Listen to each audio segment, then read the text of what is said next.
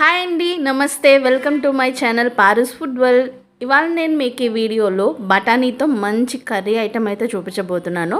బఠానీ tomato curry అండి. ఇది మనకి రోటీస్లోకి కానీ, చపాతీలోకి కానీ, అలాగే అన్నంలోకి కానీ, దేంట్లోకైనా మనకి పర్ఫెక్ట్ కాంబినేషన్ అని చెప్పచ్చు. ఈ కర్రీ మనం ఎలా ప్రిపేర్ చేసుకోవాలో ఈ వీడియోలో చూపిస్తాను. సో వీడియోని స్కిప్ చేయకుండా చివరి దాకా చూసేయండి. ముందుగా ప్రాసెస్ స్టార్ట్ చేద్దాం.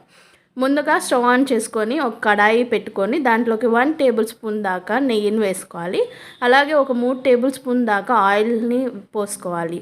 ఆయిల్ హీట్ అయిన తర్వాత ఒక 1/2 టేబుల్ స్పూన్ దాకా జీలకర్ర వేసుకోవాలి.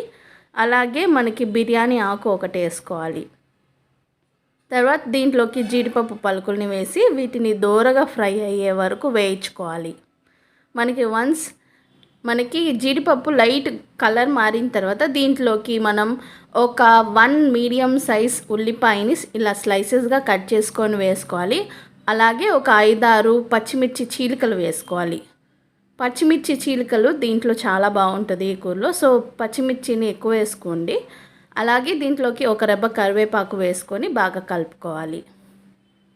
తర్వాత దీంట్లోకి నేను ఫ్రెష్గా గ్రైండ్ చేసుకున్న అల్లం వెల్లుల్లి పేస్ట్, అల్లం వెల్లుల్లితో పాటు నేను ఇక్కడ 1 టేబుల్ స్పూన్ దాకా ధనియాలు, అలాగే 1 టేబుల్ స్పూన్ దాకా జీలకర్ర వేసి బాగా ఫ్రెష్గా గ్రైండ్ చేసుకుని ఆ పేస్ట్ వేసేసుకున్నాను. మీకు కావాలంటే అల్లం వెల్లుల్లి పేస్ట్ వరకు గ్రైండ్ చేసుకొని వేసుకొని దాంట్లోకి ఒక 1 టేబుల్ స్పూన్ ధనియాల పౌడర్, అలాగే ఒక 1/2 టేబుల్ స్పూన్ జీలకర్ర పౌడర్ వేసుకుంటే సరిపోతుంది. అలాగే దీంట్లోకి 1 టేబుల్ స్పూన్ దాకా salt, 1 table spoon chilli powder, అలాగే ఒక 1/2 టేబుల్ స్పూన్ పసుపు వేసి బాగా కలుపుకున్నాను. మీలో ఎవరైనా నా ఛానల్ని ఫస్ట్ టైం కనుక చూస్తున్నట్టయితే తప్పకుండా సబ్స్క్రైబ్ చేసుకొని పక్కనే ఉన్న బెల్ ఐకాన్ని క్లిక్ చేసేస్తే నా వీడియోస్ అనేవి నోటిఫికేషన్ రూపంలో మీ అందరి దాకా చేరుతాయి. అలాగే దీంట్లోకి ఒక 2 మీడియం సైజ్ టొమాటోలను ప్యూరీ లాగా చేసుకొని వేసుకున్నాను.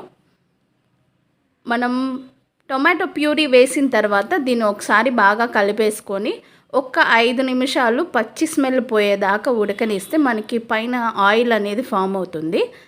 తర్వాత దీంట్లోకి బఠానీలను వేసుకోవాలి. బఠానీలని ఫ్రెష్ అయినా వేసుకోవచ్చు, లేకపోతే మనకి బయట మార్కెట్లో దొరుకుతాయి కదా, వీటిని ఓవర్ నైట్ సోక్ చేసుకొని వేసుకోవాలి.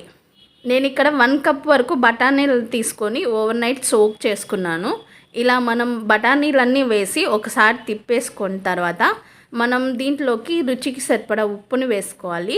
మనం ఇంతకుముందు వేసిందేమో టొమాటోలకి వాటికే పడుతుంది. బఠానీల కోసం ఒక 1/2 టేబుల్ స్పూన్ దాకా నేను ఇక్కడ సాల్ట్ని అయితే యూజ్ చేస్తున్నాను.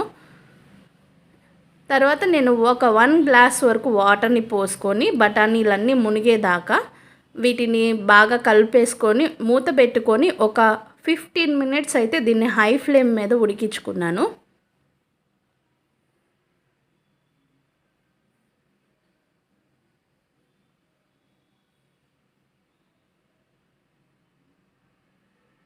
ఒక 15 నిమిషాల తర్వాత మనం మూత తెరిచి చూస్తే బఠానీలు అనేవి మనకి బాగానే మగ్గిపోయి ఉంటాయి.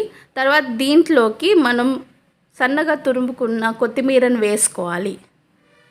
కొత్తిమీరను వేసుకొని ఒకసారి లైట్గా కలిపేసుకొని ఇంకొక 5 నిమిషాలు లో ఫ్లేమ్ మీద కుక్ చేసుకుంటే మనకి బఠానీ టొమాటో కర్రీ అయితే రెడీ అయిపోతుంది. ఇక్కడ బఠానీ అనేది ఇంకా మెత్తగా కావాలనుకుంటే ఇంకొంచెం వాటర్ పోసుకొని ఇంకాసేపు ఉడకబెట్టుకోవడమే. అదే మనకి కుక్కర్లో అయితే ఒక 2 నుంచి 3 విజిల్స్ లోపు మనకి బఠానీ అనేది మెత్తబడిపోతుంది. అంతే అండి, దేంట్లోకైనా పర్ఫెక్ట్గా బఠానీ టొమాటో కర్రీ అయితే రెడీ అయిపోయింది. దీన్ని నేను రాగి రోటీతో సర్వ్ చేసుకున్నాను. Thanks for watching my video.